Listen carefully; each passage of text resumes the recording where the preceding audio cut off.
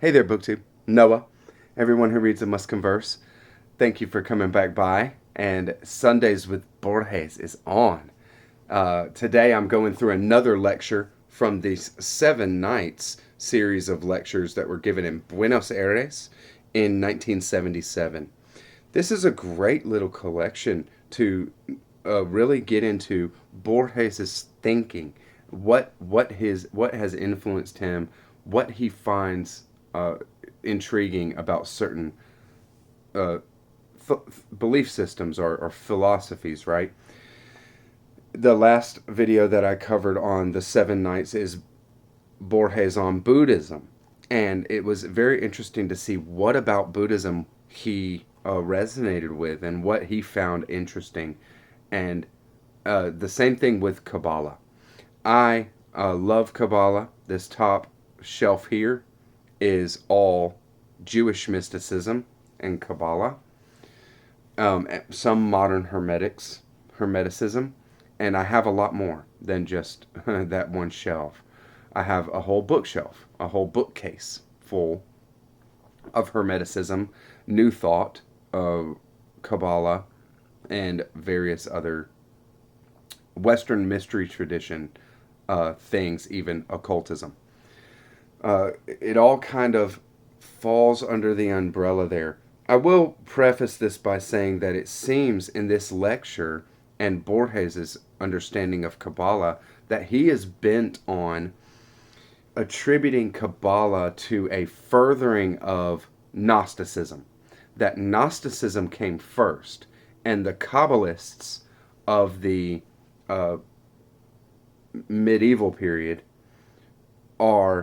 were bent on trying to, or early Gnostics, or later Gnostics, are actually becoming Kabbalists and trying to validate Gnosticism by attributing it to a wider field of philosophical study, which is like Jewish mysticism, things like the Zohar, where the tree of life comes into play, and things like that. I don't really prescribe to that. I think an argument could be made either way, and I'm definitely in no position to, kind of say Borges got it wrong or something like that. But I don't think that Borges is interested in getting it right either. It's not about figuring out what all a belief system meant and validating it or something like this. It's all about exploration, and uh, Kabbalah is a wonderful field for exploration. It's so rich, and there's a lot to love. That's for sure. And Borges found a lot to love there. Let's explore some. I'm gonna read some excerpts, and then I'm just gonna talk it out. Talk about it like I did with the Borges on Buddhism, and we'll see where we get, because it's an amazing subject. Here, he starts off by talking about a sacred books uh, as opposed to like classics. A book that is loved and lauded by a culture juxtaposed with a sacred text and what that kind of means. And he says here, Aristotle responded in his own defense, saying, no doubt with sincerity, my treatise has been published and not published. He did not believe that a book expounded a subject completely, but rather it served as a sort of guide to accompany oral instruction.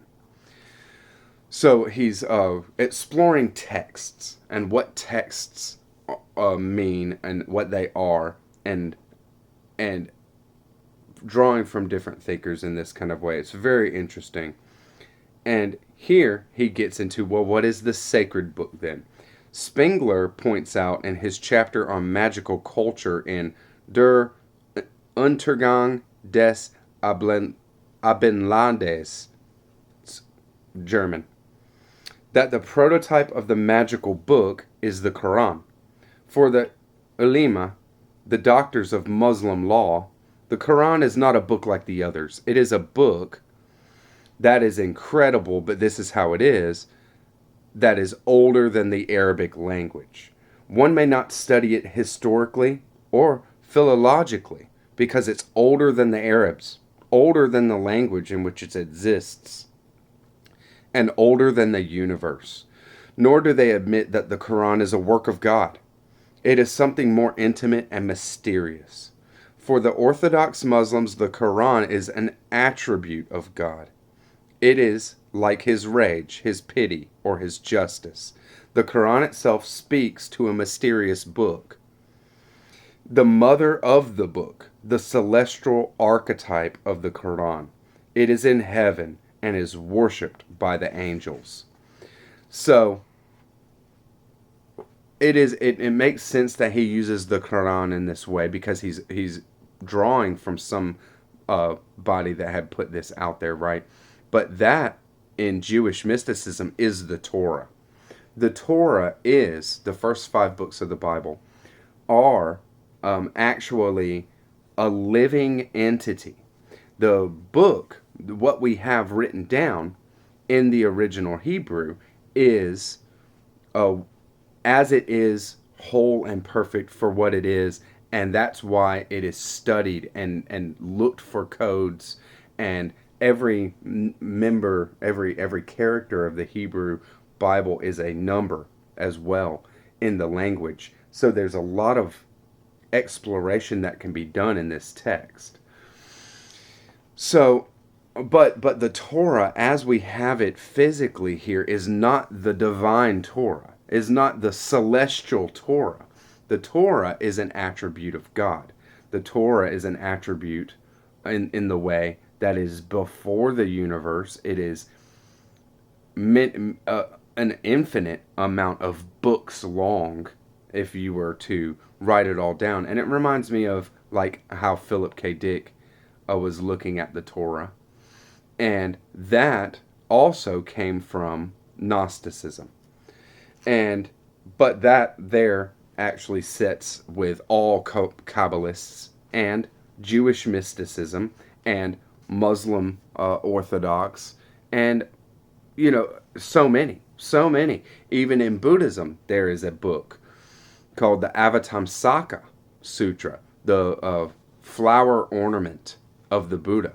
The flower ornamentation of the universe is what it more directly translates as. And this book, as we have it, is many, many volumes long, something like the Zohar, very, very big. But that's not the Avatamsaka Sutra. The Avatamsaka, the real Avatamsaka, is an infinite amount of volumes long. It is never exhausted. So there is this kind of idea of a living, infinite, celestial book in many, many traditions. Here he says, when we think of words, we think historically that words were first spoken and then later they became composed of letters. In contrast, the Kabbalah, which means reception or tradition, believes that the letters came first, that they were the instruments of God, not the words signified by the letters. It is as if one were to think of writing, contrary to experience, as older than the speaking of the language. Nothing then can be accidental in the scriptures. Everything must be predetermined, including, for example, the numbers of letters in each verse. And he goes on and says, well, they invented equivalences for numbers with the letters, and to explore more of this kind of coding. And that's when I'm just kind of thinking, well, actually, in the language, the letters, the characters are equivalent with numbers. It wasn't a later, kind of thing that the characters got attributed numbers. The letters and the numbers use the same characters. An attribute of our, first letter is 1. That is an attribute of that letter. Not in English, but in Hebrew, right? B. The first letter is Aleph. and that will be 0, right? And B, bet, is 1. And on down the line. So, it's worth it to explore. There is a tower of emanations in the Kabbalah, and each of them constitutes a heaven. There are 365 in all because astrology becomes mixed into it. When we reach the final emanation where the divine part is being reduced to almost 0, then we find the God called Jehovah who created this world. When he's talking about that, he's talking about the ideas that come out in Gnosticism of God, this unknowable, unidentifiable, completely beyond any description, not even an entity. You can't say anything about it. You can just say it's what it's not, and even that falls short. And there's just no way to really explore what it is, but the primal mover, the prime mover that is doing that causes anything, actually just keeps kind of self-reflecting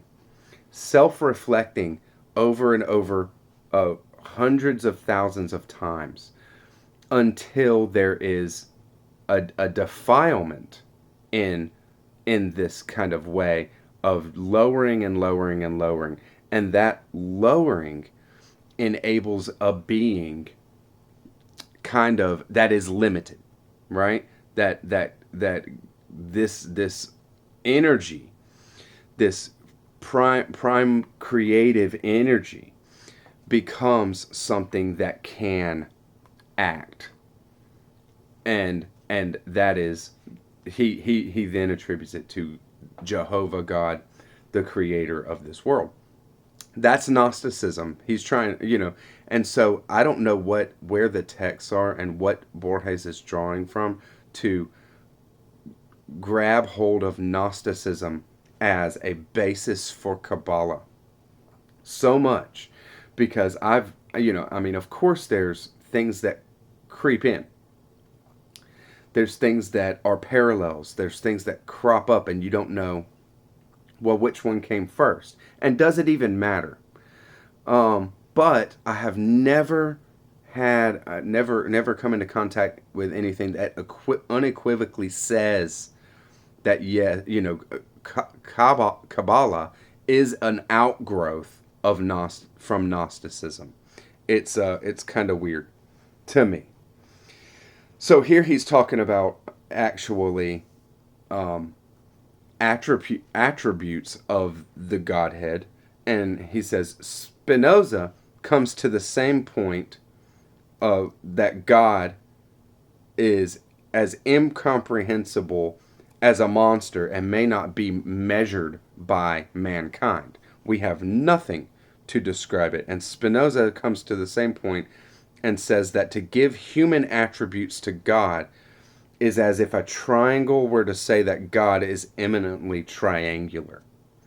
To say that God is just as pitiful is an anthropomorphic, is just, to say that God is just or pitiful is as anthropomorphic as to claim that God has a face or eyes or hands. Because these kind of ideas of being just, and being pitiful, having pity, these are human attributes. These are emotional attributes, and not even just emotional, even higher emotions of mankind, sure, whatever, but we're still trying to understand something through a framework that is many degrees more limited and just kind of boxed in, right?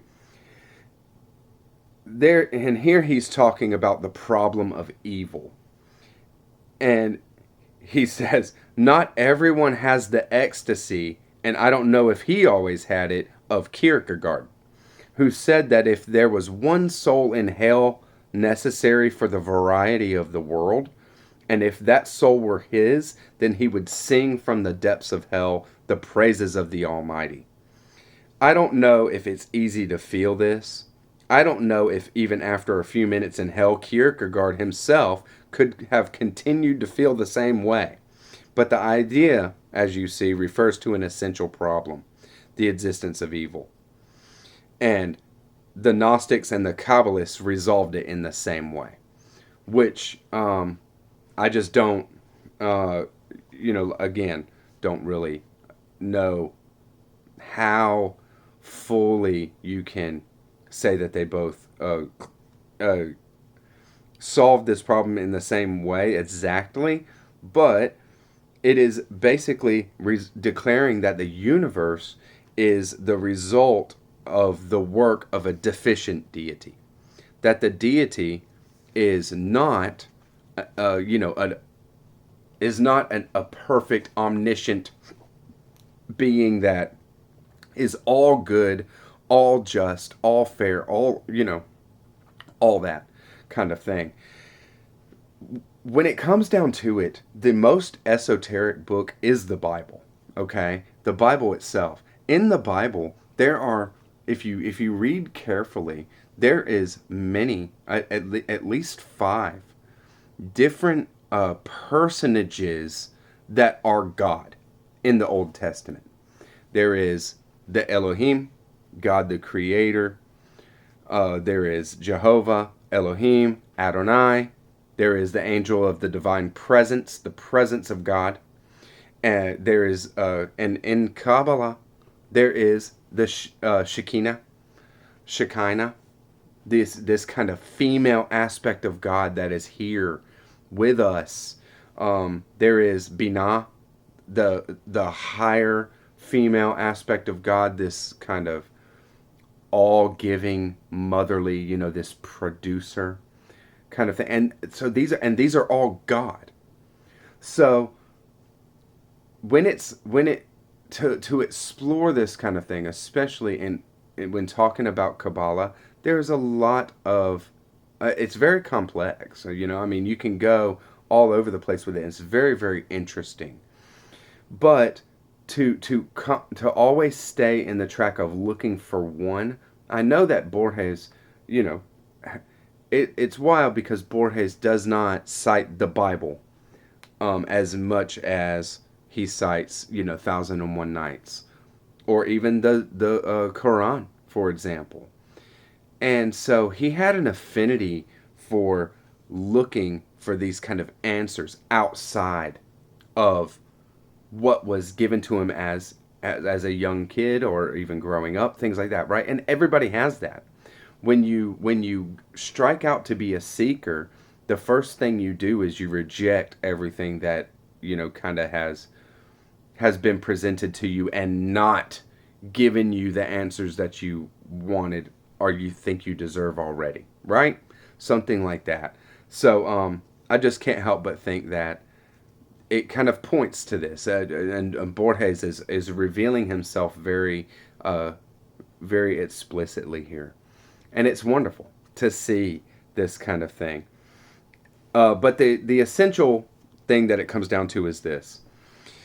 He says, "I would like to return to the beginning, to the doctrine that seems to me so worthy of attention.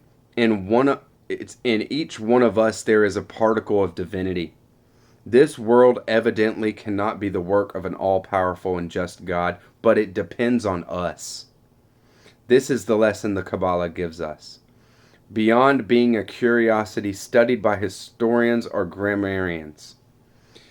So, when it comes down to it, the doctrine that we all are just as valuable to this whole plan as the grain of dust over there, the star that is lighting and giving this earth its life and its energy in order to be what it is. Any animal, any beautiful tree, flower, any wonderful piece of fruit, any higher ideal, we are responsible. It is up to us to be and to make this what it is, and our consciousness, our understanding, what values we place on things like this, that is what really matters. That's the all that really matters. That's the only thing that really matters. And I love that. So thank you very much, Borges. I hope you enjoyed this book too. Let me know if you like this kind of lecture series, and I'll do some more. And catch you on the next one. Bye bye.